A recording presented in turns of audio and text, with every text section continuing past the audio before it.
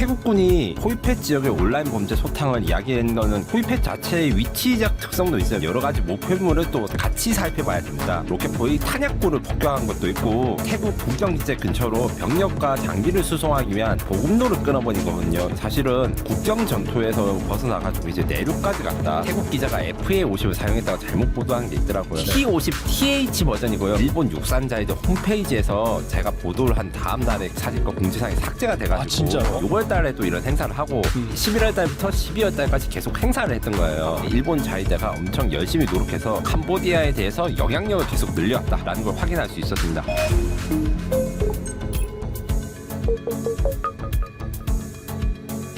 주식, 암호화폐, ETF까지 원픽 리포트. 김민석 특파원님 모셨습니다. 안녕하세요. 안녕하세요. 네, 특파원님 모시고 여러분들이 궁금해하시는 또 방산 전쟁 이슈 다뤄볼 텐데 먼저 태국 캄보디아 전쟁입니다. 태국군이 캄보디아와의 충돌을 사이버 범죄와의 전쟁으로 재정의하면서 국경을 넘어서 본토 타격의 새로운 명분을 지금 부여했습니다. 실제 F-16으로 포이펫 범죄 단지를 폭격을 했는데 이 태국의 의도 무엇일까요? 태국이 단순히 국경 분쟁으로만 이제 사건을 끌어가지 않고 좀 더 큰 주제를 잡아간 것이 바로 이 온라인 범죄 조직 소탕입니다. 태국군이 포이펫 지역의 온라인 범죄 소탕을 이야기한 거는 결국에는 단순히 이제 포이펫 자체의 위치적 특성도 있어요. 왜냐하면 이제 국경지대에서 지금 국경선이 문제가 있고 거기서 분쟁이 있으니까 지도에서 보시면 여기 포이펫이라 써있는 건 여기 국경지방이긴 하거든요. 네. 문제는 거기만 때린 게 아니고 거기서 이제 태국이 잘 말하지 않았던 여러 가지 목표물을 또 같이 살펴봐야 됩니다. 그래서 포이펫 지역만 공격한 게 아니라 이제 뒤에 있는 이제 BM-21이라고 하는 제가 몇 번 이야기했던 캄보디아군이 주력으로 사용하는 로켓포의 탄약고를 폭격한 것도 있고 여기에 차이춤 내야 교량이라는 건 이제 캄보디아군이 태국 국경지대 근처로 병력과 장비를 수송하기 위한 보급로를 끊어버린 거거든요. 요까지는 좀 그냥 이제 국경지방 7월달에 분쟁과 크게 다르지 않는데 제가 지금 이제 화살표로 강조해서 한 건 사실은 국경 전투에서 벗어나가지고 이제 내륙까지 갔다. 요걸 좀 강조하고 싶어서 이렇게 PT를 만들었어요. 네. 12월 20일의 폭격이 좀 중요합니다. 이게 앙코르와트가 폭격했다. 요것도 이제 저희 이미 썸네일 제가 한번 다룬 바 있는데 네. 사실 앙코르와트는 차 타고 한 30분 정도 걸리고요. 아마 이게 여기 어디냐면 스레노이라는 지역을 공습했는데 이게 제가 앙코르와트를 지금 공습 안 했는데 이제 썸네일 그렇게 나왔다 해서 이제 시청자분들이 말씀하시는데 정확히 말하면 이게 앙코르와트 관광 지역 아닙니다. 곤약 아닙니다. 그래서 관광객들이 갈 수 있는 지역도 이렇게 공습한다는 건 결국에는 캄보디아의 주된 수입원인 관광 자원을 무력화시켜서 경제적인 압박을 가하겠다라는 의도가 있는 것이고 여기에는 물론 군사 지역이 있긴 있는데 이렇게까지 중심 그러니까 태국에서 멀리 떨어진 데까지 공격할 수 있다는 건 일단 캄보디아군한테 자신의 능력을 인정받는 거 하나 플러스 캄보디아의 관광 산업까지 자신들을 위협할 수 있다 이런 이미지가 이중으로 있습니다. 실제로 캄보디아가 요새 관광 산업 좀 안 좋은 건 다들 아실 거예요. 한국 사람도 사실 거의 안 가잖아요. 캄보디아 온라인 카지노 아니면 사기 인심야채 이런 것도 있는데 외국인도 사실 태국과의 국경 지방에 있는 카지노 이용이 많았는데 그게 다 끊겨가지고 좀 공격을 많이 받고 있거든요. 이것을 이제 아예 깊숙이 있는 앙코르와트 근처에 있는 지역까지 공격할 수 있다. 그래서 압박을 가한다라는 것으로 보면 될 것 같습니다.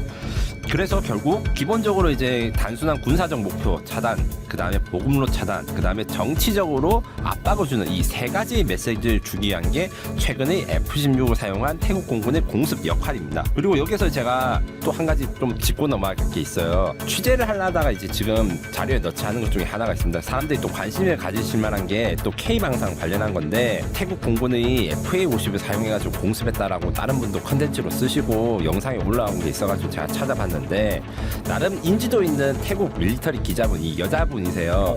이분이 지금 SNS에 FA50을 사용해가지고 태국 공군이 공습했다 이렇게 해서 저도 이걸 좀 준비를 했는데 정확히 말하면 이제 팩트 체크가 좀 잘못된 기사여가지고 FA50 캄보디아 공습해서 이제 범죄단지 폭격했다 이렇게 말씀드리고 싶은데 아직까지는 그게 아니었습니다. 왜냐면 아직 태국에는 FA50이 없는데 태국 기자가 FA50을 사용했다고 잘못 보도한 게 있더라고요. T50이다 뭐 이런 말도 있던데. 네, T50 TH 버전이고요. 네, 그럼 네. 차이점이 무엇인가 하면 거의 차이점은 없지만 일단은 태국 공군이 T50을 사용해서 공습은 하고 있지 않다.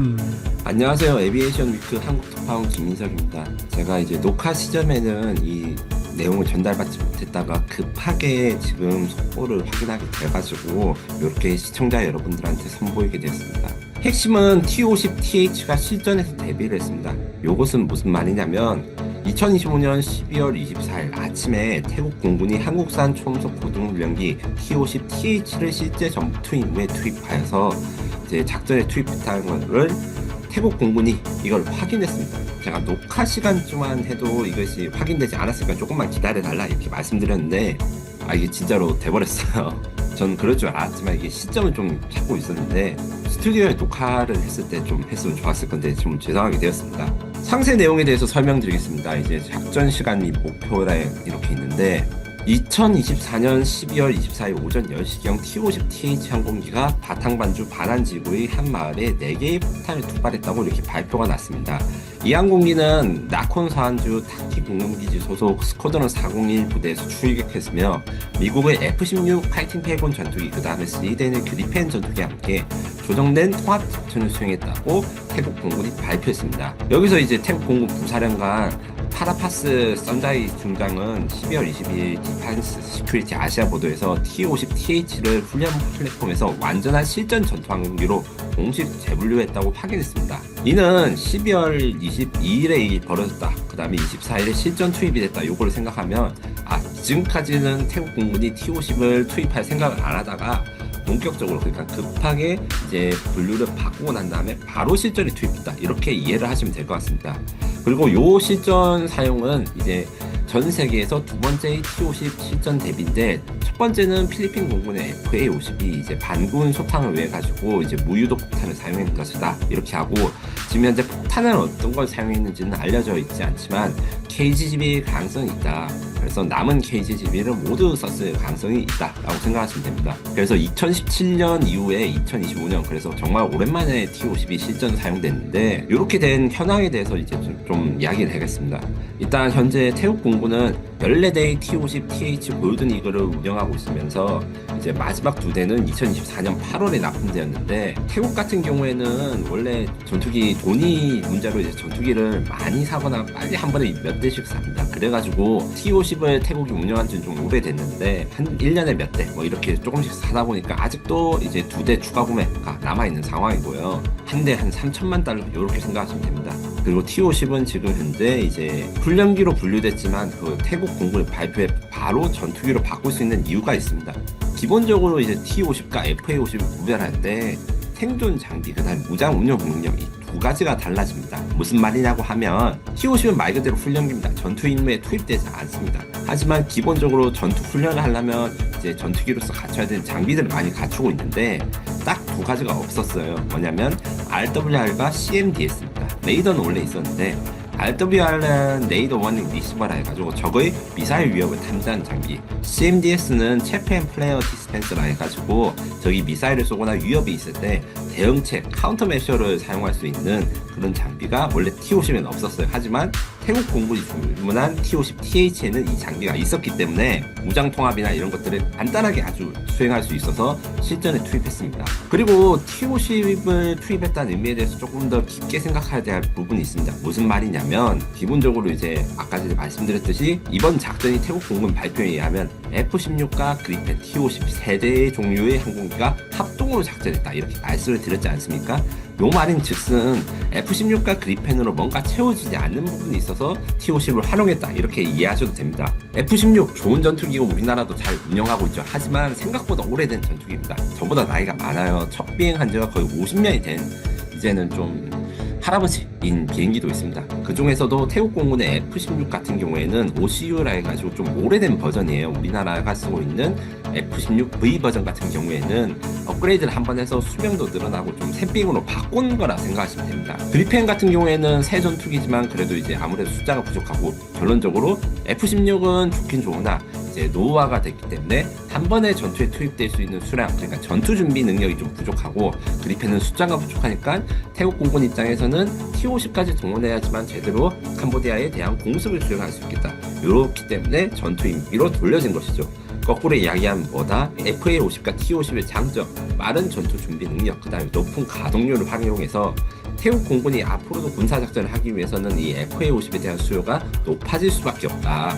왜냐면 이제 그리펜 전투기랑 T-50 전투기랑 비교했을 때 지금 그리펜 E 전투기, 그러니까 태국 공군이 신형으로 도입할 전투기 같은 경우에는 엔진이 좀 더 좋지만 현재 운영하고 있는 그리펜 C 전투기 엔진은 RM12 엔진을 사용합니다. 이게 사실상 T-50이랑 거의 비슷해요. F404 엔진을 개량한 게 RM12 버전이고 크기도 사실 그리펜과 T-50이 크게 차이 나지 않습니다. 이 말은 거꾸로 이야기하면 뭐다? T-50의 무장 능력이나 작전 운영 능력이 그리펜 C형과 그렇게 차이가 나지 않는 데 비해서 가격은 훨씬 쌉니다. 거의 그리펜 C형의 절반, 그리펜 E형의 4분의 1이나 3분의 1 정도 가격으로 매우 저렴하기 때문에 태국 공군 입장에서는 그리펜과 F-16을 보조하기 위한 수적 주력 기체로 FA-50, T-50의 구매 계획이 있을 수밖에 없는 겁니다. 그리고 여기에 폭격 이야기로 다시 돌아가겠습니다. 이번 공격은 2025년 11월 7일부터 시작된 태국 캄보디아 국경 분쟁의 연장선입니다. 태국군은 12월 8일 9일 오퍼레이션 요타보딘을 시작해가지고 12월 10일에는 오퍼레이션 사티왓을 시용해서 북부 캄보디아 영토에 대해서 지금 지상군이 들어가 있는 상황이에요. 그래서 지금까지 30회 이상의 항공 공격을 수행했고 주로 캄보디아의 군사 건물, 호텔, 다리, 교육기관들을 목표로 했습니다. 이 와중에서 이제 캄보디아 관련해 가지고 많이 이제 피해가 생기거나 난민도 생기고 그 다음에 이제 캄보디아의 관광 산업에 좀 타격이 왔다고 해요. 근데 문제는 이 공격이 수행하고 난 다음에 앞으로 어떻게 될 것인가? 지금 제가 녹화할 때는 이제 휴전 협상이 시작됐는데 될지 안 될지 모르겠다 했는데 아직 지금 결론이 안 났어요. 휴전 협상이 들어간 건 맞습니다. 12월 24일 기준으로 오늘 25일도 끝나지 않았는데 이 정도 상태로 이제 투입이 되면 앞으로도 좀 사건의 진행을 지켜봐야 되지 않나 싶습니다. 알겠습니다. 네. 일각에서는 태국군이 캄보디아군 진지에서 이 중국산 대전차 미사일 등 장비를 노획한 사실을 밝히면서 중국이 캄보디아에 무기를 지원하고 있다는 의혹이 제기되고 있습니다. 중국은 이를 공식 부인하고 있는데 그러면서 또 양국의 분쟁을 중재하겠다고 밝혔어요. 중국의 무기 지원 가능성 어떻게 보시나요? 네, 제가 한번 다루긴 했는데 이게 정말 중국 입장에서는 잘못 선택한 결과를 수습하기 위해서 지금 외교적인 노력을 기울이는 상황이라 이렇게 정리할 수 있습니다. 기본적으로 중국은 태국과 캄보디아 두 군데다 다 무기를 팔았어요. 근데 그냥 판 게 아니라 서로한테 위협이 될 만한 걸 팔아가지고 이게 문제가 좀 있습니다. 무슨 말이냐면 외교적으로 문제가 있어요. 태국에는 VT4 전차를 수출했고 그거 말고 해군의 SU-26T 잠수함 이런 것도 수출했고 지금 제가 태국 현지 방산 전시회 본 거는 초음속 대한 미사일이라 해가지고 항공모함도 격침시킬 수 있는 CM30이라는 미사일 요걸 좀 수출하려고 했어요. 요런 전략물자도 많이 수출하고 태국과 관계를 친하게 하는 와중에도 캄보디아에는 각종 무기들을 수출하는데 특히 제가 저번에 한번 이제 보도했던 GAM-102LR 미사일 요게 정말 중요합니다. 이게 보니까 폴리 디펜스라는 그 중국의 방위사업체가 태국에 업체와 정부와의 계약으로 수출한 것 같은데 그 정부가 연관은 가지지 않았는데 문제는 이 미사일 자체가 저번 시간에 잠깐 이야기를 했는데 엄청 첨단 미사일이에요. 제가 지금 우리나라의 현군과 비슷하다고 했는데 이게 실제로 발매된 지는 올해 거의 신제품이라 할 수 있습니다. 네네. 그런 것을 캄보디아에 주고 그 태국군이 찾아내서 딱 걸렸다. 요거는 이제 결국에는 태국 정부 입장에서는 정말 화가 나는 일이 아닐 수 없습니다. 지금 태국 정부는 굉장히 강경하거든요. 제가 말씀드렸지만 일단 트럼프의 휴전 협의도 지금 거부한 상황입니다. 태국 국민들이 그 화를 내는 그 분노가 심상치 않은데 여기서 중국이 무기를 계속 공급하고 있다. 요거에 대해서는 단순히 그 외교적으로 우리는 그 전쟁에 간섭 안 하고 이제 관여 안 하고 있다. 요런 걸로 해서 해결하기는 굉장히 어려울 것이고 또 태국 입장에서는 이게 화날 요소가 한 가지 더 있습니다. 태국에 중국이 방산 수출한 금액 자체는 훨씬 커요. 캄보디아에는 작게 수출을 했는데 문제는 이게 아직까지는 캄보디아군이 무능하기 때문에 사실은 이제 중국 입장에서는 다행입니다. 왜냐? 캄보디아가 태국을 그렇게 공격을 세게 안 했기 때문입니다. 근데 만약에 반격이 이게 장기화돼가지고 캄보디아군의 반격이 심해지면 야 이거 굉장히 큰 문제가 될 만하겠다. 이게 두 가지가 있는데 여기 지금 사진에 나온 두 무기입니다. 태국 최대의 위협이라 할 수 있는 PH-103 이게 캄보디아군이 직접 운영하고 있는 사진을 제가 이제 구해서 갔는데 130km 이상이고 제가 영상을 찾아보니까 처음에는 이제 태국군이 캄보디아군 진지를 폭격한 줄 영상인 줄 알았는데 나중에 알고 보니까 이 로켓으로 태국군의 진지를 몇 개 폭발을 했더라고 이미. 캄보디아군이 뭐 완전히 이기고 있다 이건 전혀 아닌데 나름대로 그들이 이런 걸 저항을 좀 하고 있고 특히 지금 현재 이제 태국군이 다 잘하고 있는데 딱 한 가지 문제가 있습니다. 이런 PH-03 미사일을 사냥하는 사냥 업무를 할 수가 없어요. 지금까지 이게 어떻게 태국공군이 시도를 했는데 실패를 했는지 아니면 시도를 못하고 있는지 요거는 사실 태국공군이 밝히진 않았는데 이 다연장 로켓포를 파괴를 해야지 이게 안전이 담보되거든요. 이게 뭐 어떤 상황과 가장 비슷하냐면 우크라이나 러시아 전쟁에서 제가 뒤에서 말할 하이마스라는 다연장 로켓포를 우크라이나군이 사용해서 러시아군을 괴롭혔는데 러시아군이 요거를 폭격으로 이렇게 없애려고 했는데 못 없애고 고생을 하다가 이제 자폭 드론이나 이런 변칙적인 방법으로 몇 개 부쉈거든요. 그래서 지금 캄보디아군이 대체로 지고 있습니다. 지고 있는 건 사실인데 태국군이 불안해하는 게 이런 무기를 그러니까 태국을 위협할 무기를 없애지 못하는 게 지금 고민이 하나 있고 그 다음에 오른쪽에 KS-1C 제가 캄보디아 태국 전쟁 일어났을 때 1차 때 제가 한번 잠깐 말하고 넘어갔는데 이것도 굉장히 중요합니다. 이것은 이제 중거리 공대공 미사일로 우리나라의 천군과 사거리는 비슷하고 성능은 조금 더 떨어져요. 그런데 이것도 사실 이론상으로는 태국의 F-16 전투기를 격추할 수 있는 굉장히 위협적인 대공 미사일이거든요. 그런데 이게 실전에서 발사됐다는 소식이 7월 달에도 없고 12월 달에도 하나도 없어요. 제가 요거에 대해서 좀 해외 전문가나 이런 데 여쭤보니까 캄보디아군 입장에서 지금 최악의 상황은 훈센 총리라든가 지휘부가 사망하는 결과라고 합니다. 그래서 지휘부랑 VIP 보호를 위해서 요 최고 중요 대공 미사일은 숨겨두고 있다가 그래서 캄보디아군의 진지나 사령부가 폭격 때도 이걸 사용하지 않고 있는데 만약에 VIP를 사용한 암살 작전이나 이런 게 벌어진다면 요것을 사용할 것이고 태국군이 쉽게 성공하지 못할 것이라고 해요. 그래서 태국군은 요 두 개의 무기 체계를 해결을 해야지만 캄보디아에 있어서 완벽한 군사적 승리를 이룰 수 있는데 지금 두 개 다 해결하지 못하고 있고 그럼 어떻게 했어요? 태국 입장에서 중국이 왜 캄보디아에 이런 무기를 팔아가지고 우리 이렇게 힘들게 하냐 우리는 잘 지내보자 하는데 이렇게 비난을 하지 않겠습니까? 이게 지금 태국과 캄보디아 중국 사이에 미묘한 긴장이 일어난 이유고 제가 보기에 중국이 태국한테 좀 뭐 중재를 하자 싸움을 하지 말자 뭐 이렇게 밀리는데 지금 그 말만으로는 이게 먹히지 않을 것이고 태국 입장에서는 이번에 이제 한 기회를 잡았다 생각해가지고 캄보디아뿐만 아니라 중국한테도 뭔가 대가나 이런 것을 요구할 가능성이 큽니다.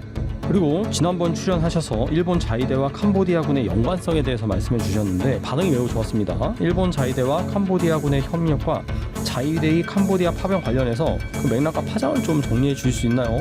요게 대해서 제가 사실 댓글을 다 읽지 못하고 중요한 댓글만 좀 읽는데 이게 조작됐다고 보도하신 분이 있어가지고 찾아봤는데 사실 저만 유튜브 검색하시면 저만 말씀드린 게 아니고 다 보도가 됐어요. 다만 육상자위대 일본 육상자위대 홈페이지에서 제가 보도를 한 다음 날에 사진과 공지사항이 삭제가 돼가지고 진짜요? 네, 삭제를 했더라고요. 이게 사실 정치적으로 문제가 있어서 다만 이제 이게 제가 조작이 아니라는 건 다른 분들도 이거 유튜브 컨텐츠를 해서 사진을 올리고 이렇게 했는데 일부 사람들은 이게 그 제가 실수를 했다 6월달 사진이랑 12월달 사진이랑 헷갈리는 거 아니냐 이렇게 말씀하셔서 제가 다시 팩트 체크를 해보니까 캄보디아랑 일본 자위대 사이의 관계가 너무 깊어서 6월달에도 이런 행사를 하고 11월달에도 11월달부터 12월달까지 계속 행사를 했던 거예요. 그래서 캄보디아 VIP 경호 교육 그러니까 훈센 부자들을 호위하는 경호부대를 교육하는 교육이 1차가 아니라 2차였고 1차에 6월 달에 진행된 게 저 왼쪽에 있는 그림 이게 이제 경호가 끝나가지고 졸업식 같은 느낌으로 한 거고 2차가 있었던 건데 결국엔 이 관계가 굉장히 오래됐고 핵심 지도층 왜냐면 이제 훈센 부자들 VIP를 호위하는 부대니까 결국에는 다 엘리트들이고 나중에 다 승진할 캄보디아에서 좀 내놓으라는 사람들일 거 아니에요. 그런 사람들과 교류를 지속했고 더 오래 가다 보면 PKO 활동이라는 것을 이제 일본 자위대가 엄청 열심히 노력해서 캄보디아에 대해서 영향력을 계속 늘려왔다라는 걸 확인할 수 있었습니다. 지금 오른쪽에 있는 사진이 이제 PKO라는 건데 PKO는 평화 유지 활동으로 우리도 하고 있는데 일본이 훨씬 더 좀 열심히 하고 있어요. 거기다가 2023년에 캄보디아 방위부랑 일본 자위대가 MOU를 체결했는데 이때 훈만의 국방장관 그러니까 지금 총리가 직접 서명하고 악수를 했는데 일본 자위대가 캄보디아의 200명 이상 군인을 훈련하고 매년 이렇게 하는 계약을 하고 진행하는데 요 같은 경우에서 이제 단순히 훈련뿐만 아니라 지금은 하이바 그러니까 쉽게 말해가지고 안전모를 쓰고 있는 분들이 계셔. 이거 건설이라든가 이런 것도 다 교육을 하고 있대요. 그래서 이런 거를 찾아보니까 좀 생각보다 그 일본이 자위대는 해외 파병을 하지 않는다라 이런 고정관념이 있는데 이게 아니고 알게 모르게 동남아 지역에 영향을 많이 미쳐서 마치 2차 세계대전 때 일본 제국군이 막 동남아를 점령 점령하고 이 영향력을 가졌던 거를 좀 부활을 하고자 하는 시도가 있었던 게 이번에 드러난 거 아닌가 이런 것입니다. 그래서 인도주의적 지원이라고 하고 뭐 세계 평화를 위해서 뭐 유엔 이름을 간다 이렇게 말릴 수는 없지만 우리 입장에선 이게 굉장히 신경 쓰이고요. 또 우리는 또 그러면 캄보디아에 뭘 했냐 보니까 캄보디아의 육군사관학교 학생이 유학을 좀 오긴 한답니다. 그래서 이런 식의 기초적인 훈련을 하는데 일본 같은 경우에는 우리보다 훨씬 더 많이 지원을 하고 그 정부에 대해서 영향력을 행사하고 있었다. 이런 것들을 이번에 확인할 수 있었죠. 결론적으로 지난 한번 행사 이후로 사실은 일본에서 좀 그 부담스러워해서 이제 더 이상 대놓고 캄보디아를 지원하지 못할 것 같은데 다만 이제 특이한 게 하나 있어요. 그 우리가 캄보디아에 대해서 국민 감정이 안 좋은 이유가 그 피싱 범죄라든가 이 납치 문제가 있잖아요. 일본 국민들도 사실 캄보디아에 많이 납치가 됐었거든요. 맞아요. 네. 요게 대해서 한국과 전혀 다른 반응과 행동을 보이고 있어가지고 일단은 일본은 그 문제에 대해서 이슈를 크게 제기하지 않고 조용히 처리하는데 한국과 일본의 그 정치적 선택의 차이라고 볼 수 있겠지만 개인적으로는 이런 일을 조용하게 처리해 줄 거면 정부가 왜 있는가 이런 생각이 좀 들어서 일본 국민들이 저는 좀 불쌍해요. 그런 또 목소리를 또 내지 않는 걸로 또 유명하기도 하고요. 일본 그렇죠. 예. 자체가. 네. 뒷부분에 있겠지만 이런 일이 벌어졌는데 우리나라는 이제 유튜브도 저같이 유튜브 하는 사람도 난리도 되고 난리가 나는데 네. 일본은 뭐 하나 안 하나 뭐 이런 뭐 맹탕인데 물론 맹탕으로 이제 조용한 국민들의 반응성이 좋은 장점도 뭐 있긴 있겠죠. 하지만 저는 마음에 들지 않아요. 그리고 태국과 캄보디아가 12월 24일 바로 금일이네요. 아세안 중재하에 휴전 논의를 진행한다고 하는데 이 휴전 협상이 진행되는 의미와 향후 전망 어떻게 보시나요? 지금 현재 녹화 시간 기준으로 원래 오늘 이제 제너럴 보더 커미티라는 GBC라는 이제 그 평화 협상을 진행하기로 됐는데 아직 저 녹화 시작 전에는 이게 1호 개최가 안 된 것 같아요. 그래서 녹화 끝나고 갑자기 이제 다 이제 교전이 취소되고 휴전이 날 수도 있고 아니면 이게 결렬될 수도 있어가지고 솔직히 말하면 지금 현재 제가 휴전이 된다 안 된다 이렇게 말하면 한쪽에 말하면 사실 틀릴 거라서 제 개인적인 심정으로는 이제 된다 안 된다 두 개 다 말해놓고 이제 선택적으로 방송을 하고 싶은데 그러면 안 되고 솔직하게 지금 제가 조사한 내용을 말씀드리면 기본적으로 아세안이 휴전 협상에 대해서 주도를 하는 건 맞는데 이게 잘 먹히지 않았어요. 특히 태국의 안틴 총리가 이걸 거부를 했습니다. 그래서 태국의 안틴 총리가 이걸 받아들일 정도로 평화 협상을 할 수 있는가 여기 핵심이고 근데 실질적으로 그 국경선을 다시 긋자 이런 거에 대해서는 이제 캄보디아 입장에서 그게 한번 협의가 되고 나면 캄보디아 내부 정치에도 또 문제가 생기고 훈센이 지금 군부를 장악하고 있지만 이런 그 캄보디아한테 졌다 이런 이유로 다시 군부가 쿠데타를 일으키고 이런 가능성도 있거든요. 이렇게 되면 상황이 더 나빠지는 거니까 이게 거의 이스라엘과 하마스 협상만큼 쉽지 않을 것 같아. 다만 전쟁의 피로감이 양측 다 심각해지고 있습니다. 물론 태국군이 이기고 있고 사상자가 그렇게 많은 건 아니라고 합니다. 태국이 21분의 군인이 지금 사망하셔가지고 지금 태국 인스타그램이나 이런 데서 희생자분들의 그 성함이라든가 이런 게 올라와 있었고 캄보디아도 11명 정도 군인이 이제 죽거나 다쳤다고 공식 발표를 해요. 물론 더 많을 수도 있겠지만 일단 이 정도이고 문제는 실향민이 39만 4,706명 이렇게 했는데 요거는 사실 12월 15일 날 기준이고요. 저 말고도 요즘엔 유튜브에서 워낙 이제 잘 컨텐츠를 하시는 분들이 많으니까 태국 사시는 분들 유튜브를 보시면 이게 국경지방 근처가 평화롭긴 한데 피난민들이 사원에 많이 이제 들어와가서 계신다. 그래서 생업을 못하고 있다. 이런 것들도 많이 나오고 걱정하는 사람들이 태국 국민들이 많다고 해요. 물론 이제 태국의 핵심 도시라 할 수 있는 방콕이라든가 서부권 전혀 문제가 없지만 아무리 그래도 전쟁이 나서 지금 난민이 생긴 상황이잖아요.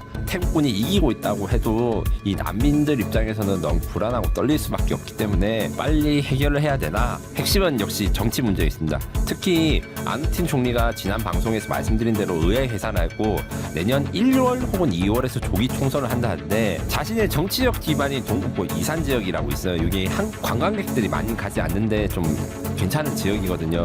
골프 좋아하시는 분들은 추천하고 그런 분들인데 여기 지지를 얻기 위해서 전쟁을 정치적 지지대로 활용한다. 이 이산 지역은 사실 태국 국경이랑 좀 멀어가지고 피해도 적고 대신에 캄보디아랑의 감정이 좀 안 좋다고 해요. 요게 좀 활용하는 바가 있다 해서 결국엔 단기적으로는 휴전 논의가 진행되는 와중 그러니까 오늘도 사실 교전은 계속되고 있거든요. 그래서 국제적 교전이 계속될 가능성이 높고, 다만 이제 오늘 협상이 만약에 이제 협상이 타결되고 일시적 교전 중지가 나오면 그래도 이제 태국과 캄보디아가 아무래도 인도적인 목적, 그 다음에 피난민들이 많으니까 협상의 여지가 조금이라도 있으면 이렇게 좀 교전이 줄어들면 다행인데, 안타까운 점이 있습니다. 이게 뭐냐면 기본적으로 태국과 캄보디아 둘 다 불교 국가잖아요.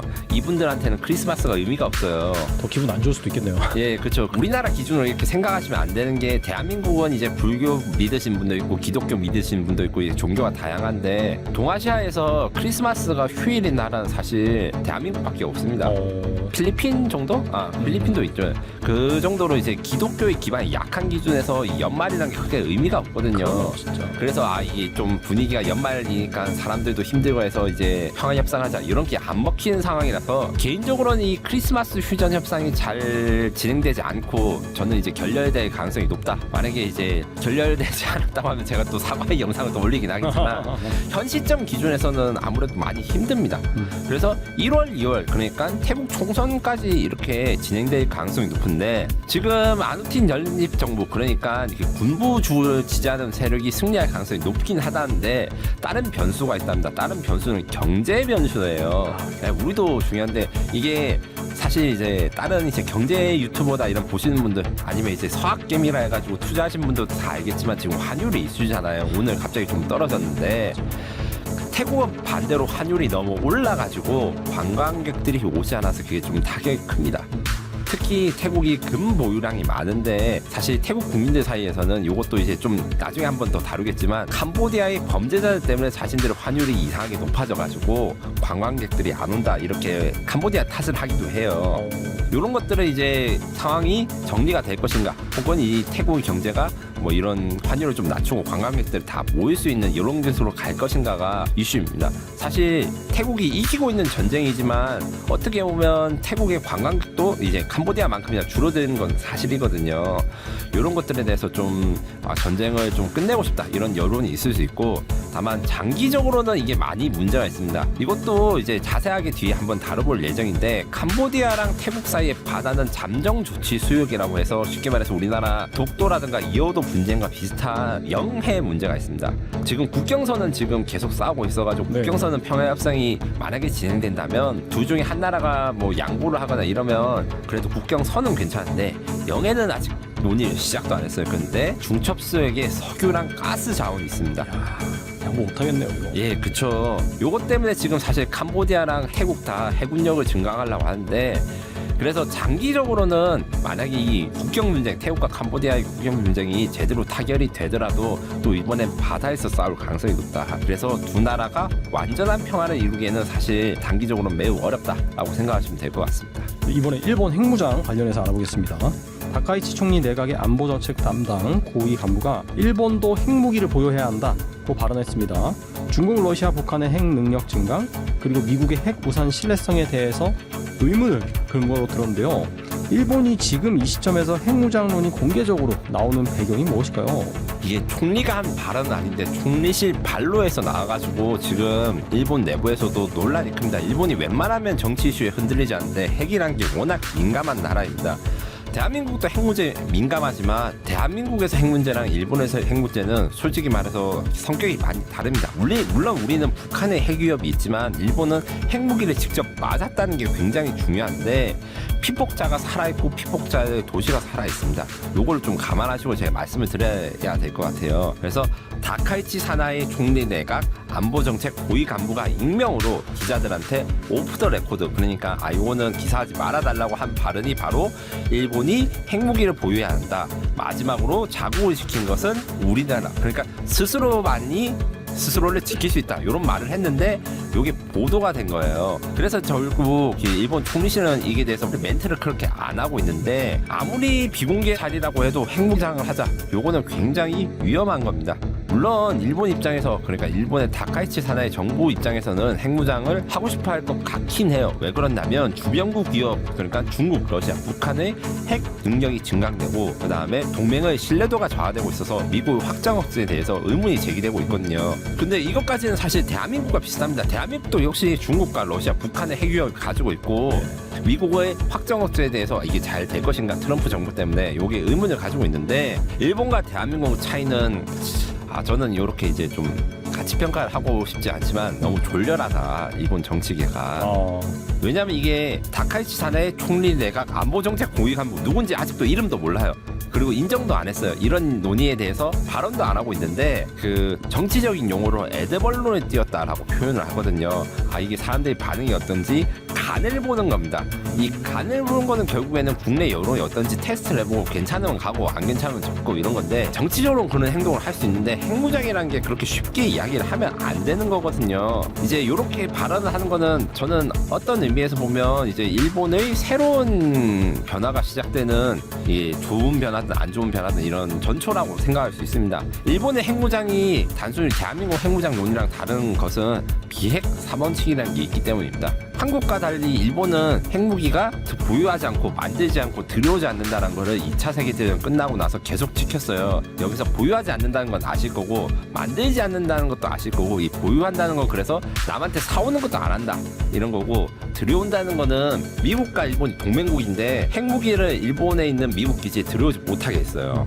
그게 지금까지 계속되는데 반면에 대한민국 같은 경우에는 주한미군이 핵 로켓, 핵 지뢰, 핵 미사일을 다 가지고 있다가 노태우 정권 때 그게 좀 철수를 했거든요.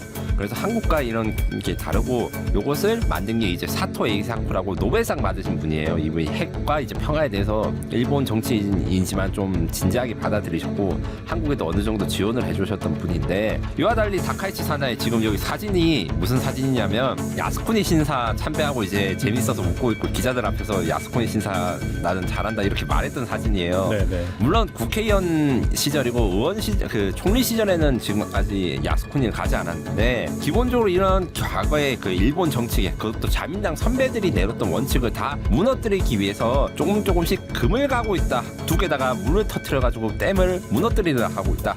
이렇게 생각할 수 있습니다. 다만 이제 요거는 다카이치 사나의 입장에서는 이런 걸 시도한 이유는 명확합니다. 기본적으로 저희가 대만과 중국 그 다음에 일본과의 관계 그래서 일본이 대만을 도와줘야 됐다 하다가 지금 중국이 엄청난 한 인령을 내리고 있다 말씀드렸잖아요. 여기서 포인트는 뭐냐 일부 전문가들에선 제 의견에 동의하지 않지만 미국은 이 싸움에서 일본을 버렸습니다. 트럼프가 그거 싸우지 말라 일본한테 오히려 중국 편을 드는 멘트를 이렇게 하는데 트럼프 밑에 뭐 학자들이라든가 관료들이 일본이 그 지지하고 중국은 이제 대만을 지켜야 된다 이렇게 말을 아무래도 대통령이 그렇게 쉽게 말해가지고 망신과 무한을 준다는 거는 미국이 대만과 중국을 싸움에 일본이 끼어들 때 도와주지 않을 수도 있다.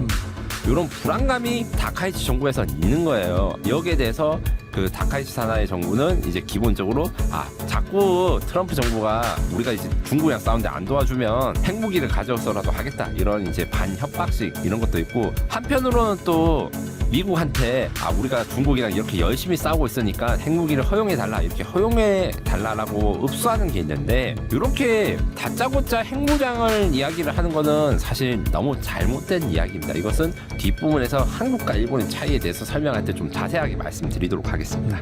그리고 우리나라도 사실 그 사람들 잘 모르는 게 있는데 전 세계에서 핵무기로 죽은 사람이 두 번째로 많은 나라 우리나라, 첫 번째로 많은 나라가 일본입니다.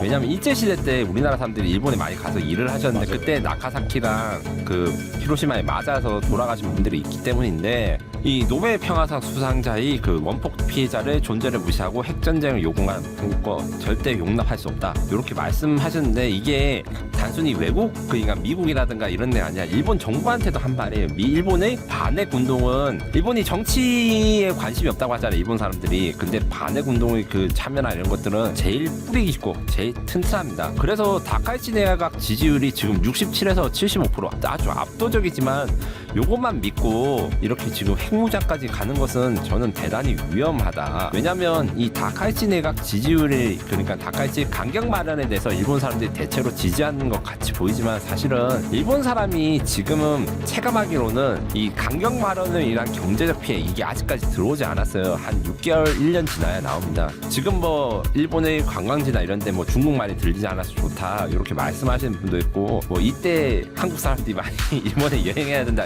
이렇게 농담을 하시는 분도 있는데 그 관광 수지가 지금 또 일본의 핵심 자원이기도 하고 지금 일본 내수가 안 좋은 상태에서 중국인 관광객 뭐 시끄럽고 민폐고 뭐 그런 것도 있을 수 있지만 아무래도 매출을 끌어당긴 건 사실이라서 무역 수지라든가 일본의 내수 시장이 얼마나 침체되는지 확인하는 게 좀 필요한데 지금 지지율만 놓고 이렇게 핵무기 이야기를 하는 것은 크게 문제가 생길 것이고 자기가 아마 그걸 책임을 져야 될 거예요.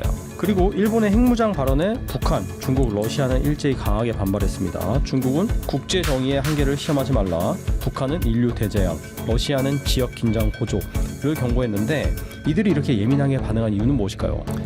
기본적으로 일본은 이 세 나라의 핵 위험 때문에 만든다고 하기 때문에 자신들이 명분을 준다는 것을 만들면 안 되고, 그리고 핵 확산은 사실 전 세계의 모든 핵무장 국가가 반대하는 사안입니다. 그러니까 나는 핵무기를 가져야 되는데 너는 안 돼가 기본적인 세계의 질서인 거예요. 그렇죠. 중국 외교부 대변이 이제 부자콘이 말한 게 바로 국제 정의의 한계를 시험하지 말라 이렇게 한 건데, 요 같은 경우에는 안보 정책을 그 중국이 이제 핵무기 보유 시도 말고도 확장 업체, 뭐 핵공유, 뭐 각종 수단으로 핵무기를 일본에 다시 들어온 것을 하지 말아야 된다. 그러니까 미국의 핵무기가 일본에 들어온 것도 반대인데 니들이 직접 만들려고 하냐 이렇게 비판하고 있고, 북한 같은 경우에는 외무성 일본 연구소장 명의의 담화를 통해서 극히 도발적인 망언이고, 전범국인 일본의 소나기에 핵무기까지 쥐어주는 경우 아시아 나라들의 머리 위에 무서운 핵 참화가 들려 씌워지고 인류가 대재앙에 직면하게 될 것이다. 대체로 이 말은 틀린 말입니다. 기본적으로 자기들이 핵무기를 가진 때문에 우리가 얼마나 위협을 받고 있어요. 좀 적반하장인 말인데 딱 한 가지 맞는 게 있습니다. 전범국인 일본, 요건 사실 맞거든요.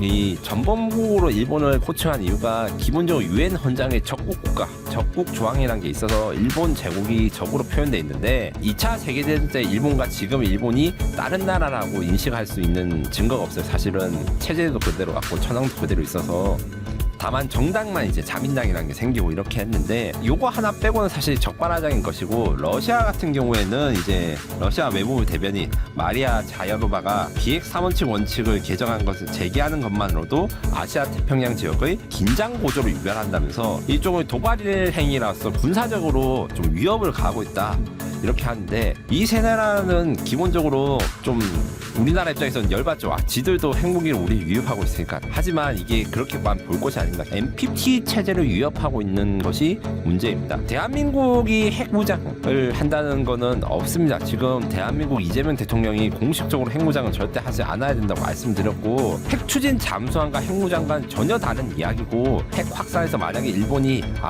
한국은 핵 추진 잠수함 만드는데 우리는 핵무기를 만들겠다 이렇게 한 건 전혀 앞뒤가 맞지 않는 이야기라는 걸 일단 명심을 하셔야 됩니다.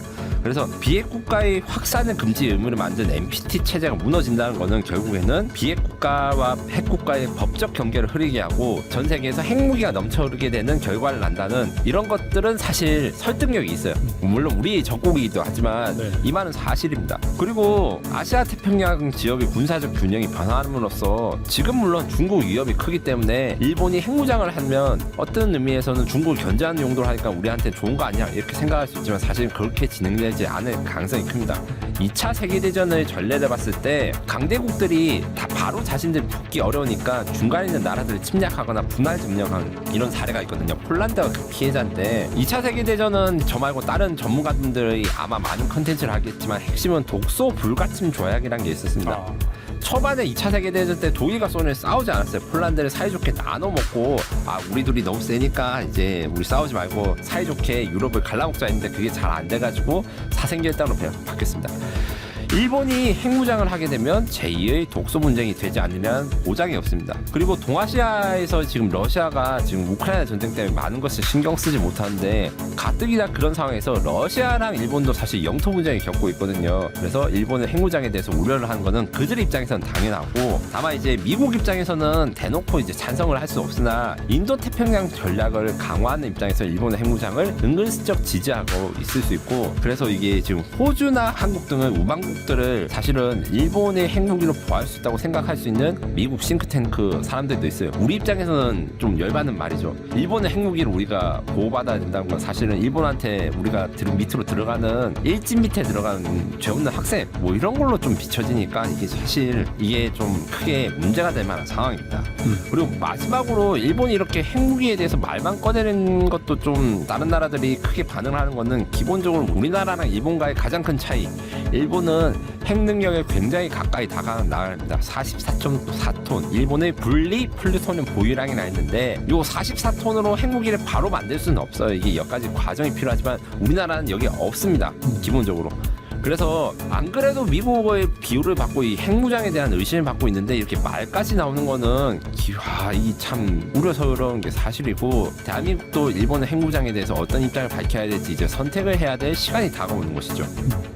한국에서도 확장 억제 신뢰 문제와 함께 핵무장 논의가 일부 제기되고 있습니다. 그리고 우리 같은 경우에는 설문조사하면은 한 10% 정도가 핵무장 해야 된다 그런 또 얘기 나오지 않습니까? 올해 핵잠수함 농축 재처리 관련 협의가 진행됐고 위성락 실장은 내년에 동시 협상 가능성도 언급을 했는데 일본화의 핵무장 움직임이 현실화될 경우 대한민국의 핵무장 길 이거 어떻게 될까요?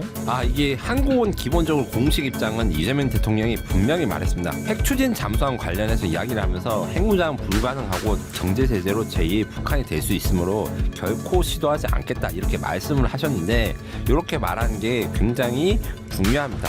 뭐가 중요하냐면 핵무기를 찬성하시는 분도 있고 반대하시는 분도 있어요.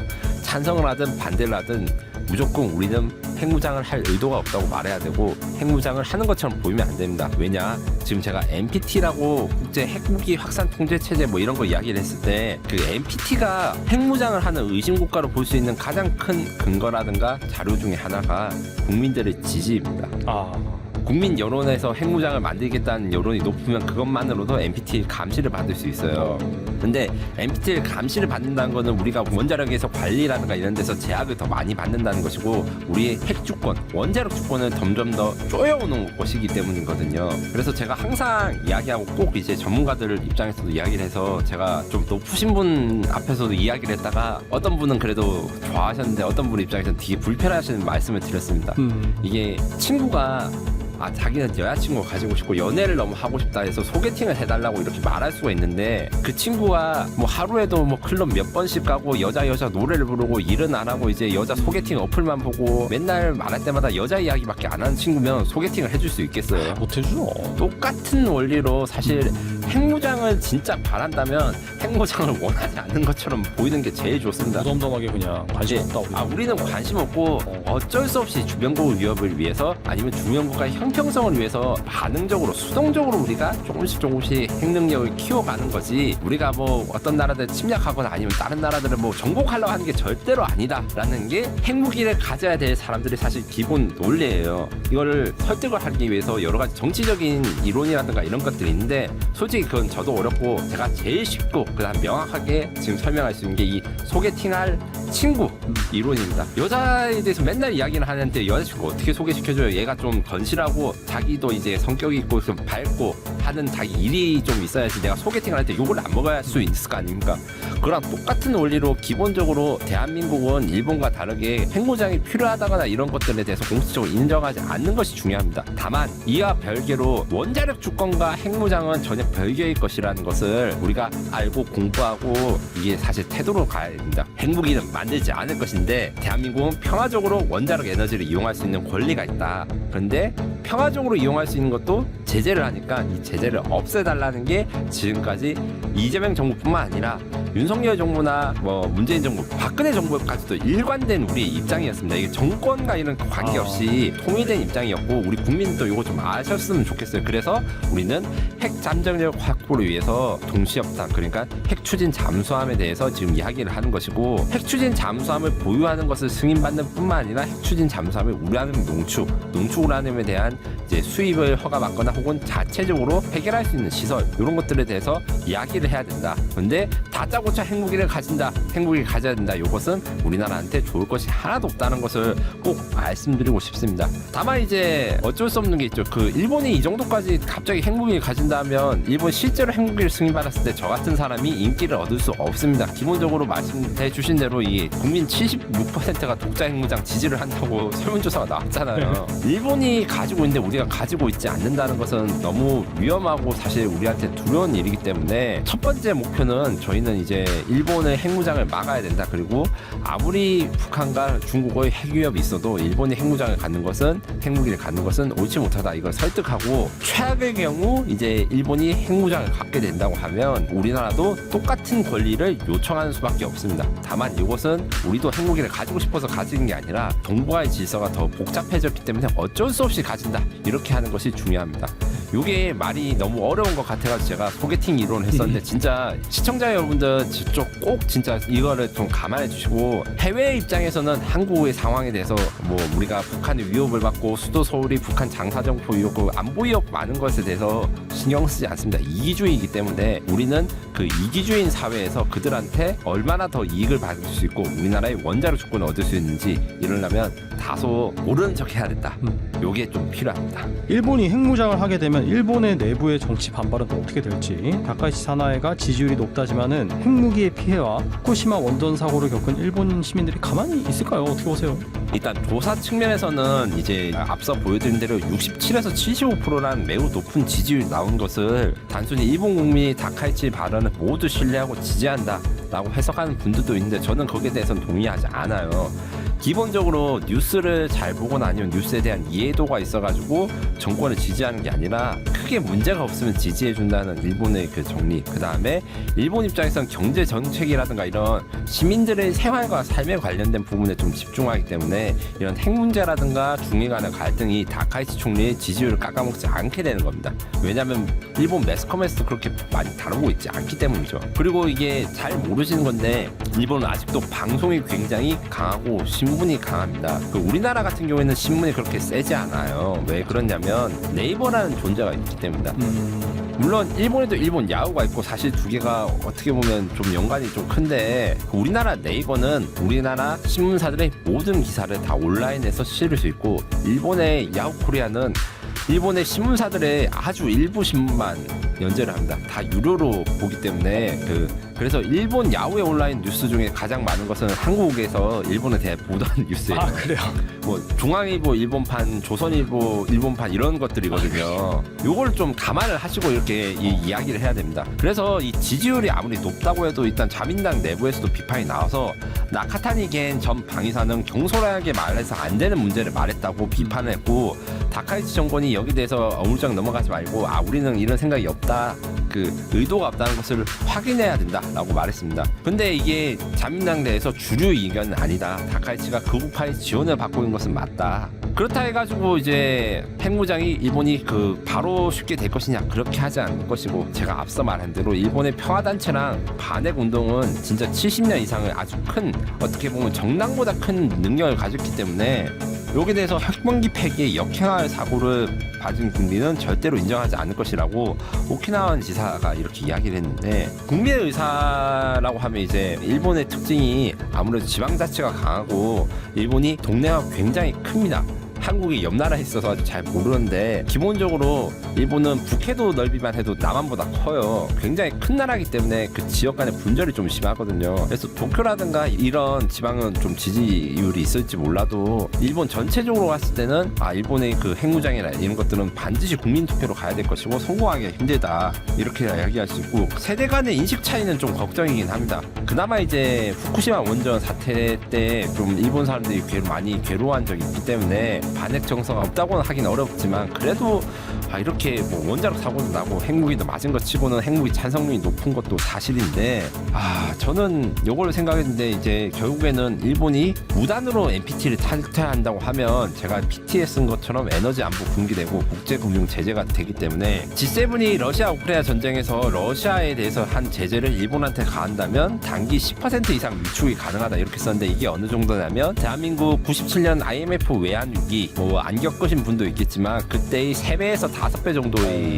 위력이 온다라고 생각하시면 된다. 그 러시아가 멀쩡해 보이는 거는 사실 러시아가 나라가 워낙 크고 동네마다 이 파급 효과가 다르니까 유튜버나 아니면 영상을 볼 수 있는 모스크바 그다음에 상트페테르부르크가 멀쩡한 것이지 러시아 경제가 하나도 안 멀쩡한 건 아니고 게다가 러시아는 에너지를 수출할 수 있었거든요. 자급자족이 또 가능하고 예, 자급자족 가는데 일본은 에너지를 수출하는 수출국가 아니기 때문에 이 큰 문제가 생길 것이고 그리고 에너지 자금률 15.2% 요거는 NPT가 그 전 세계 핵 연료 공급을 결정할 수 있습니다. 미국이 결정한 게 아니에요. 그래서 NPT가 이 나라는 핵무기를 만들기 때문에 핵 연료를 주면 안 된다 생각할 때 바로 이제 에너지 문제가 생기는 것이고 공급망 마비 이야기 나왔는데 지금 중국과 일본이 공급망 서로 그 히토를 끊겠다, 포토 레지스터를 끊겠다 이런 내용이 있는 것과 비교도 할 수 없는 문제가 생길 거고 이런 첨단 제품 말고도 기본적인 생활 장비도 못 구하게 되는 거기 때문에 일본이 핵무장을 위해서 감당해야 될 리스크가 크다. 여기서 변수는 트럼프인데 솔직히 말해서 트럼프의 마음을 알고 있다고 하는 사람은 그 사람이 거짓말을 가능성이 크고 다만 개인적으로 이렇게 이론을 제가 세울 수 있어요.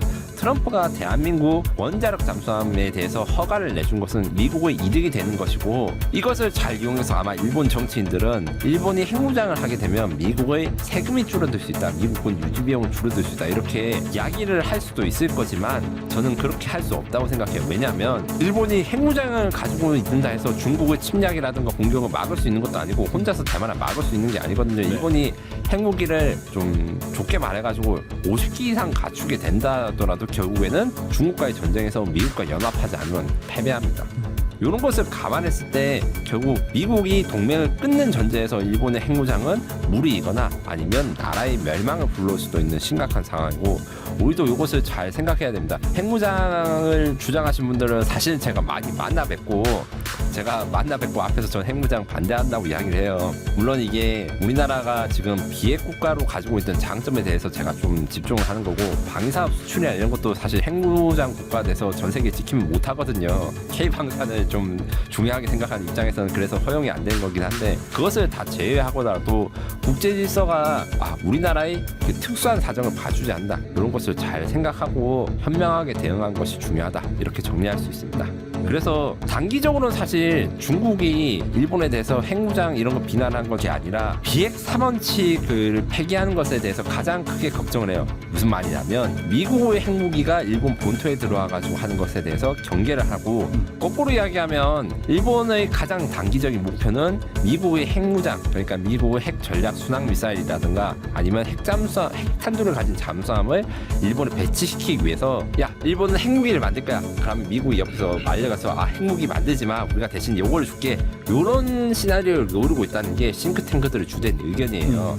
그리고 사실은 우리도 비슷한 걸 시도했고 실패를 했습니다. 그래서 그렇기 때문에 내년에 과연 일본에 미국의 핵 자산이 들어갈 수 있는가 배치될 수 있는가 요것을 좀 집중해서 봐야 될 것이고 근데 요게 일본 입장에서는 단기적으로는 이제 이득이 되겠지만 장기적으로는 이게 핵무기가 있다 해가지고 중국이 대만을 침공하지 못하고 이런 건 아니거든요. 그래서 군사력도 같이 발전시켜야 되는데 요게 대해서는 일본이 부담이 있을 것이고 그리고 국제적 정책 급변식 그러니까 중국의 대만 침공 시에 단시간에 핵무역으로 전환할 수 있는 핵 잠재력을 극대화한다. 요거는 사실 대한민국한테도 해당되는 이야기입니다. 지금은 사실 우리나라가 그리고 일본이 핵무기를 가지지 않는 게 현명한데 만약에 중국이 대만을 침공해서 대만을 단기간에 점령해서 먹었다 생각했을 때 그때 우리가 핵무장을 하지 말아야 되는 이유를 찾기 쉽지 않을 거예요. 중국이 언제 다시 들어올지도 모르고 그 다음에 미국이 대만의 침공을 막지 못했다는 거는 세계 역사상 큰 전환점이 될 것이고 아마도 전 세계가 서로가 서로를 믿지 못하는 그런 신뢰 상실 시대로 들어갈 것이기 때문에 그런 돌발 사건이 일어나느냐 일어나지 않느냐가 굉장히 중요할 것 같습니다. 이번 K방산 얘기 좀 살펴보겠는데 한국형 다연장 로켓 천무가 발트 3국 중 하나인 에스토니아로 수출됩니다. 지난 21일 포트라는 에스토니아 방사투자청과 정부 간 천무 다연장 로켓 시스템 공급 계약을 체결을 했는데요. 총 3억 유로 규모로 앞으로 3년간 에스토니아에 공급이 됩니다.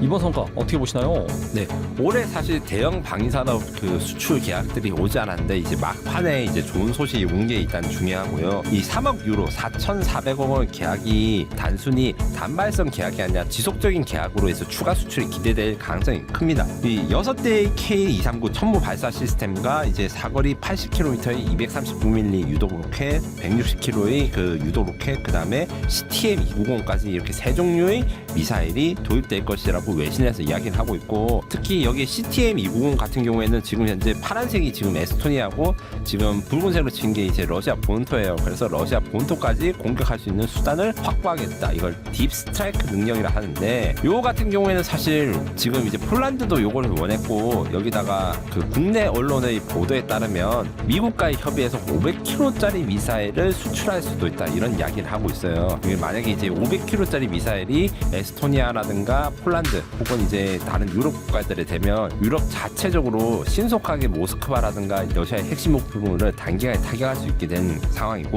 그게 아주 중요할 것입니다. 그리고 2027년 하반기 인도, 그러니까 내후년 하반기 인도 시작으로 하는 게 굉장히 또 중요한 내용인데, 이게 왜 중요하냐면 그 에스토니아가 천무만 선택한 게 아닙니다. 그 미국의 하이마스도 같이 선택을 했는데 인도 시점이 늦어요.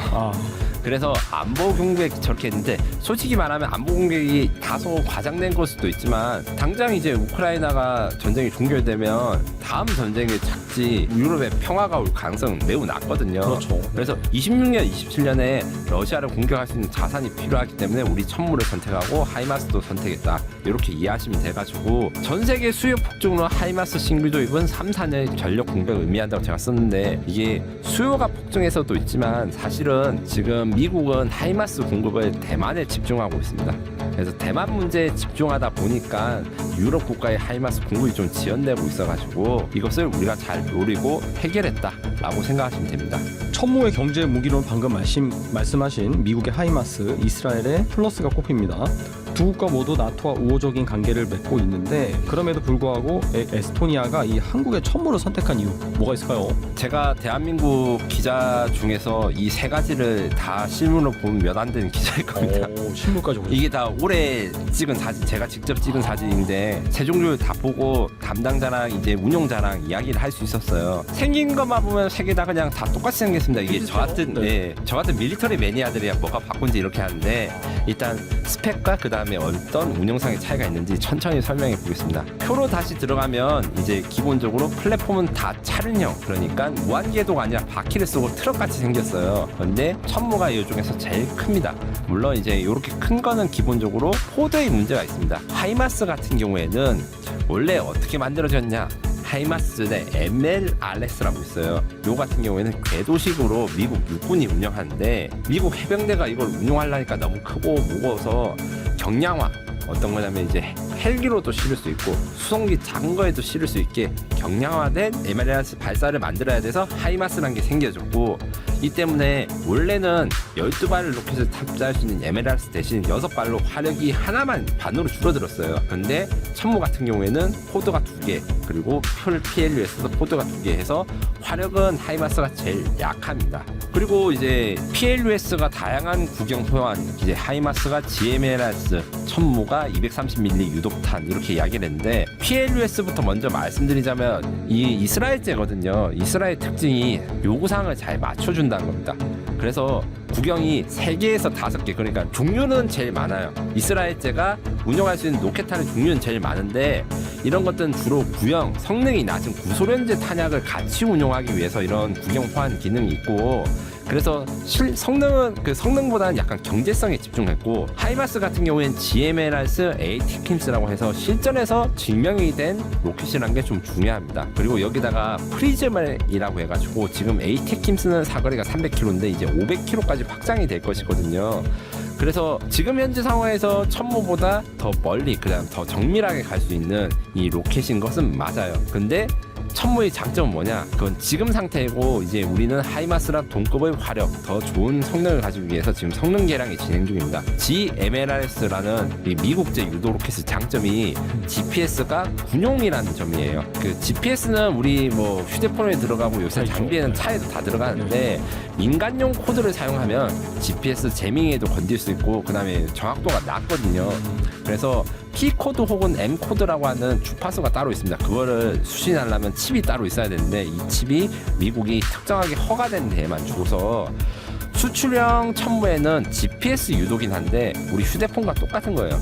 정확히 말하면 GPS, 글로나스 여러 가지 위성을 동시에 통신할 수 있는 건데 미국군 GPS를 사용하지 못한다. 이런 단점이 있었고 올해부터 그것을 개선했습니다. 어떻게 개선했냐면 영국의 BAE 시스템즈랑 우리 하나 에어로스페이스가 협업을 해서 제밍 전파에서 강력하게 이겨낼 수 있는, 그러니까 우크라이나 전쟁에서 러시아군이 GPS 제모를 썼는데 그걸 이겨낼 수 있는 신형 수신기를 이제 천무에다 장착하게 돼요.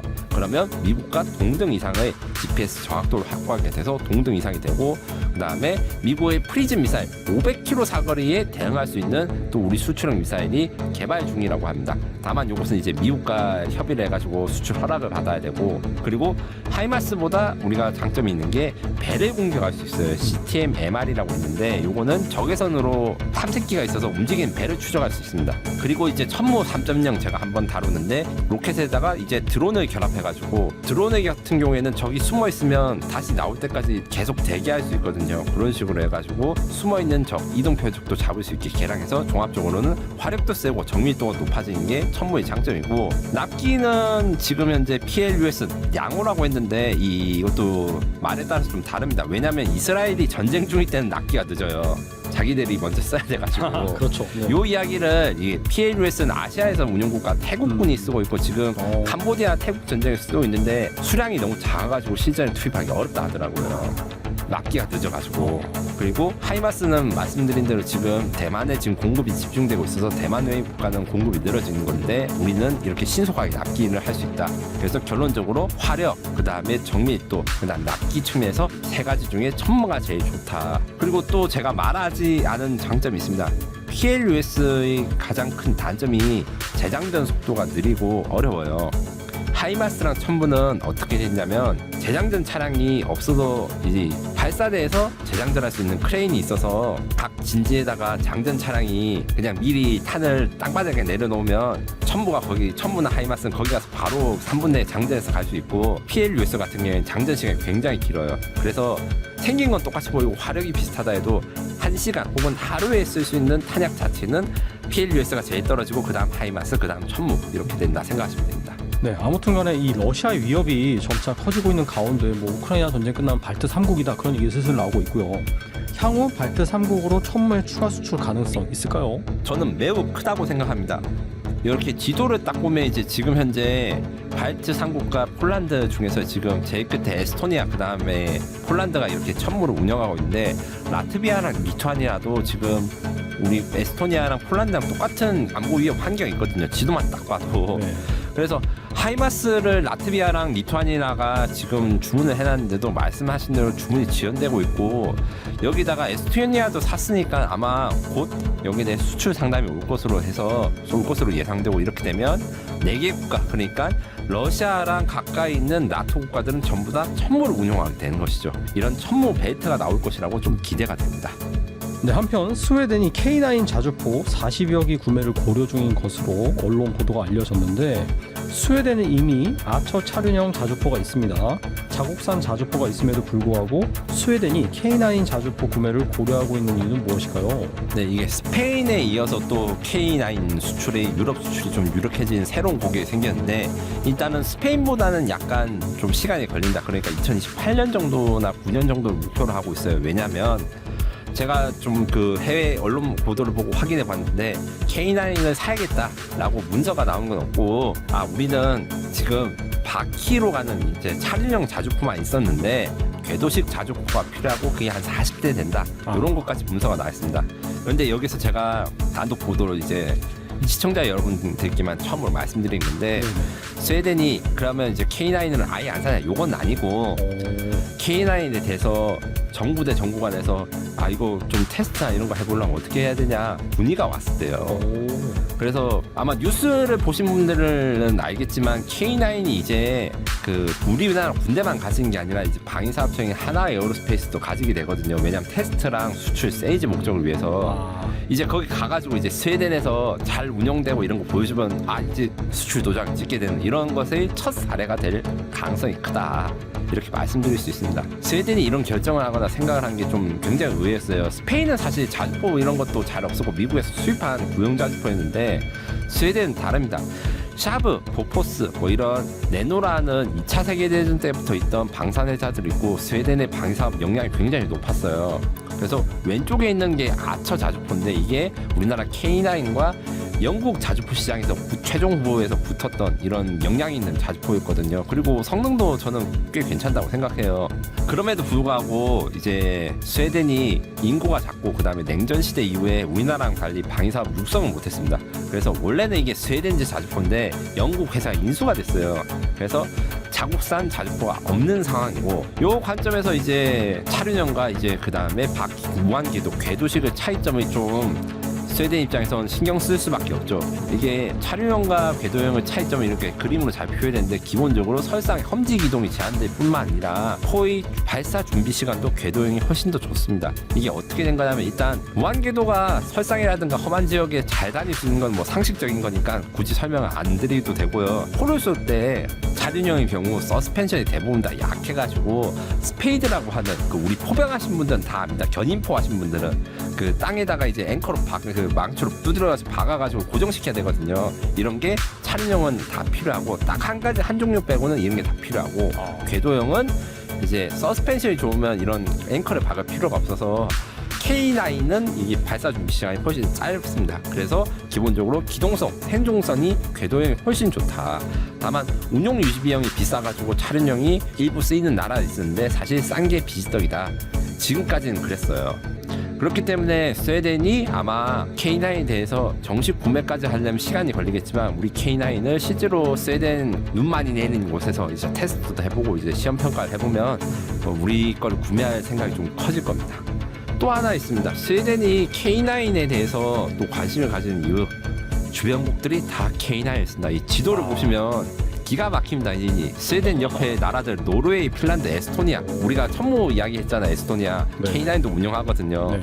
그래서 스웨덴 빼고는 다 K9을 운영하고 있어요. 사실 들여와도 이미 북유럽 국가에서 운용 실적이 다 검증됐기 때문에 사실 테스트할 필요가 없다고 생각하는데 진짜.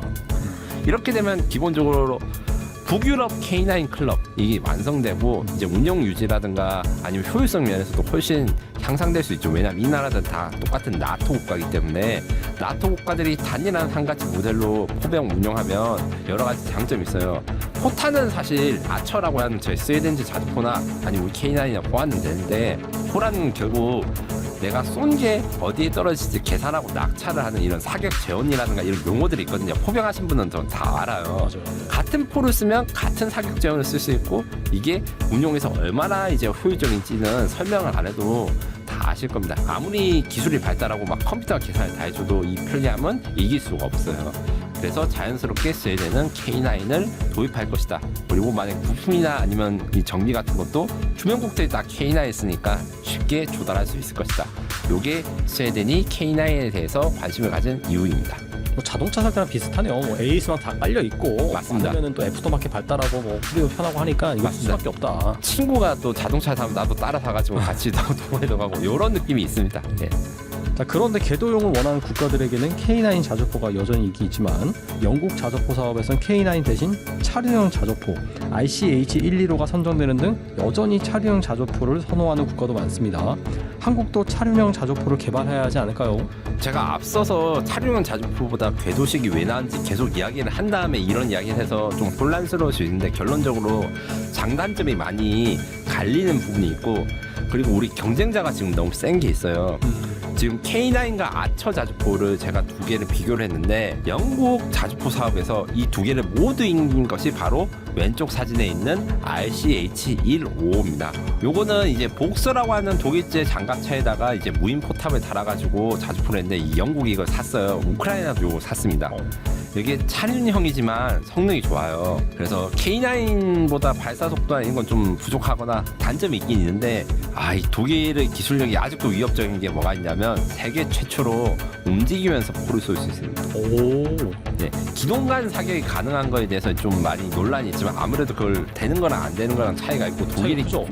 독일의 기술력이 아직 죽지 않았다는 걸 보여주기 있기 때문에 우리 입장에서는 이 RCH-15와에 대응하기 위해서 좀 경쟁 모델이 필요한 것이 아니냐 이런 이야기가 예전부터 있었어요. 그래서 나온 것이 K9MH, 그러니까 이거는 차륜형 K9입니다. 요 같은 경우에는 어떻게 만들었냐면 일반적으로 보급에 쓰이는 그 각 나라의 트럭에다가 K9을 주포와 포탑을 얹어가지고 자동화된 포탑으로 발사 속도는 거의 K9과 동일하게 유지를 하면서 대신에 기동성과 비용을 크게 줄여가지고 장거리 기동, 그 다음에 운용 유지 비용을 줄인 버전입니다. 그래서 이게 첫 번째 목표랑 두 번째 목표 이렇게 있는데 일단 K9 궤도식이 마음에 안 든다 이런 국가들한테는 요걸 좀 제시하고, 그리고 이 트럭은 플랫폼을 많이 바꿀 수 있어서 여기 모델이 많이 있거든요. 만약에 미국에 수출한다고 하면 이렇게 생긴 트럭이 아니라 미국 그 트레일러처럼 코가 길고 이런 걸로 또 바꿀 수 있는 확장성이 있습니다. 그래서 미국과 중동 시장에서 지금 요거에 대해서 제한이 두고 수출형 무기 개조 개발 사업이라는 이름으로 진행되는데, 전 요것도 되면 이제 K9과 K9MH가 약간 포트폴리오가 되는 거예요. 궤도식이 좋으면 K9 사시면 되고 궤도식이 마음에 안 들면 이게 바뀔 형도 있습니다. 이렇게 우리는 옵션을 선택할 수 있는 국가로 돼서 방산 수출이 더 확대될 수 있다. 특히 요 같은 경우에는 유럽도 중요한데 미국이 장기적으로는 차륜형 자주포를 요구하는 게 있어서 요게 대해서 좀 이야기를 한 게 있고, 이와 별개로 미국 시장에서 K9이 궤도형과 차륜형 둘 다 수출될 가능성이 있습니다. 최근 공개된 보도에 따르면 미국 육군이 K9 궤도형을 수입해가지고 테스트 용도로 사용할 것이다 이런 보도가 있었는데, 이거는 미국의 차세대 자주포를 자체 개발을 하려 했다가 실패를 했어요. 왜냐하면 포가 신형 화포를 넣어야 되는데 네.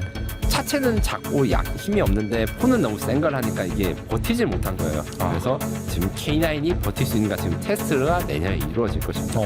그게 잘 되면 이제 미국 육군에 이제 우리가 자주포가 이루어지고 이것도 이제 대형 계약이 될 것이라서 굉장히 기대하고 있습니다. 핵심은 우리한테 제일 좋은, 그러니까 사실 방위 사업에서 무기는 일단 한국군을 만족시키는 무기가 제일 중요해서 많은 성과를 얻었어요. 왜냐하면 한국에서 운영하는 게 우리는 북한을 상대하기 위해서 항상 실전 준비하고 거기다가 한국 기온이 50도 널뛰기를 합니까?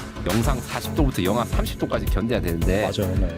그런 환경도 있고 있는데 딱 하나 단점이 한국군이 쓰지 않는 무기는 우리가 수출이 약했어요. 근데 이제는 수출이 너무 잘 되니까 이제 한국군이 사용하지 않더라도 수출국이 요구가 되는 이런 수출형 무기들도 이제 연구를 하기 시작했고, 여기에 대해서 결실이 나면 우리는 여기서 이제 K방산 4대 강국 진입이 되는 열사가 되겠죠. 네, 1시간 동안 또 특파원님과 함께 이 전쟁 이슈와 그다음에 K방산 이슈 알아봤습니다. 정말 K방산은 뭐 끝날 듯한데 계속해서 이렇게 나오고 있고, 사실 안타까운 상황이긴 하지만은 그럼에도 불구하고 이 지정학적인 그런 세계가 지속이 되고 있기 때문에 앞으로도 이 K방산에 대한 또 기회가 많이 있을 거라고 생각이 됩니다. 그때마다 또 특파원님 불러서 이슈 한번 짚어보도록 하겠습니다.